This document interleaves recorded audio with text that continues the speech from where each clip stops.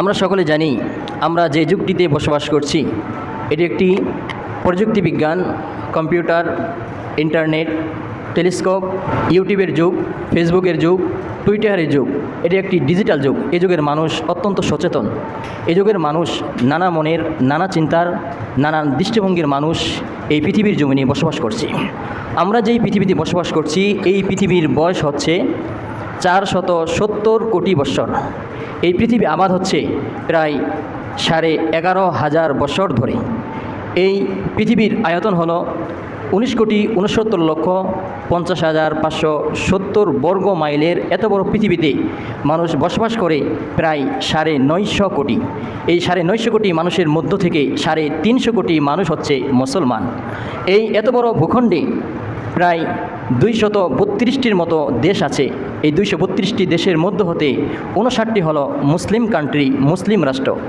এই 59টি মুসলিম কান্ট্রিতে কোরআন এবং আমার পেয়ারা নবী সাল্লাল্লাহু আলাইহি ওয়াসাল্লামের সুন্নতের আলোচনা হবে, গবেষণা হবে।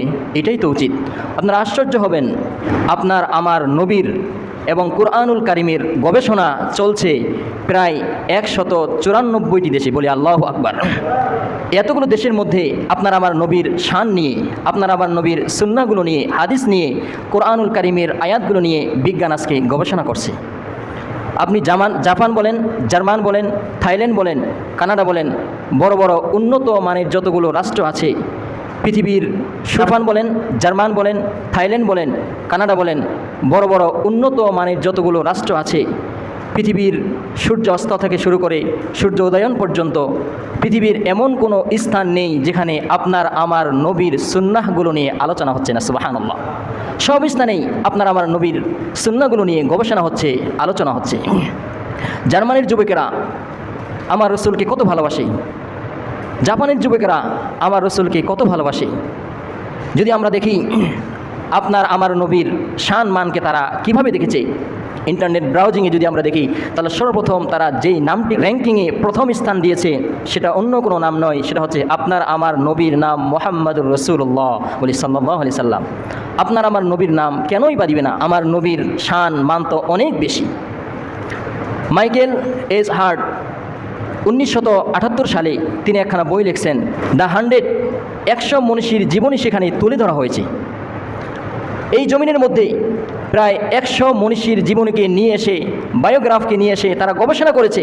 গবেষণা করতে করতে দেখেছে কোনো না কোনো মানুষ, কোনো না কোনো মনীষী একদিন, না হয় 1 ঘন্টা, না হয় 1 মিনিট বা কোনো 1 সেকেন্ড তারা নিজের জীবনের মধ্যে ভুল করে বসেছে। তারা হতাশা অবলম্বন করেছে, নিজেকে ক্ষতিগ্রস্ত মনে করেছে। কিন্তু একমাত্র প্রিয় নবী সাল্লাল্লাহু আলাইহি সাল্লাম, সরকারে দু জাহান, রসুল আরবি হুজুরে পাক সাল্লাল্লাহু আলাইহি ওয়াসাল্লাম, যিনি আখিরি নবী, কুল কায়নাতের নবী, আকা মাওলা, তাজদারে মদিনা, সরকারে দু জাহান, রসুল আরবি, পেয়ারা নবী জনাবে মুহাম্মদ মুস্তাফা সাল্লাল্লাহু আলাইহি ওয়াসাল্লামের জীবন নিয়ে যখন তারা গবেষণা করেছে, রিসার্চ করেছে, কোনো একটি ভুলও তারা প্রমাণ করতে পারেনি। আল্লাহু আকবার। রসুল পাক সাল্লাল্লাহু আলাইহি ওয়াসাল্লামের কীভাবে তারা ভুল বের করবে? রসুল পাক সাল্লাল্লাহু আলাইহি ওয়াসাল্লামের সুন্নত, রসুল পাক সাল্লাল্লাহু আলাইহি ওয়াসাল্লামের আদর্শ, রসুল পাক সাল্লাল্লাহু আলাইহি ওয়াসাল্লামের জীবনের লাইফস্টাইল, এটা তো আপগ্রেড, এটা তো লেটেস্ট, এটার মধ্যে কোনো ভুল থাকতেই পারে না। বিজ্ঞান সেখানে সিলিন্ডার হয়েছে। তারা আল্লাহ রসুল সাল্লাল্লাহু আলাইহি ওয়াসাল্লামের সুন্নতগুলো নিয়ে গবেষণা করেছে, রিসার্চ করেছে। তারা দেখেছে আল্লাহ রসুল সাল্লাল্লাহু আলাইহি ওয়াসাল্লামের সুন্নতগুলোর মধ্যে কোনো ভুল পাওয়া যায় কিনা, কোনো ত্রুটি পাওয়া যায় কিনা। তারা আমার নবীর সুন্নতগুলোর মধ্যে ভুল খুঁজতে গিয়ে তাদের নিজেদের জীবনের ভুল খুঁজে পেয়েছে। আস্তে আস্তে করে বড় বড় বিজ্ঞানীরা তারা ইসলামের সুশীতল ছায়ার তলে এসে তারা ইসলাম গ্রহণ করেছে। সুবহানাল্লাহ।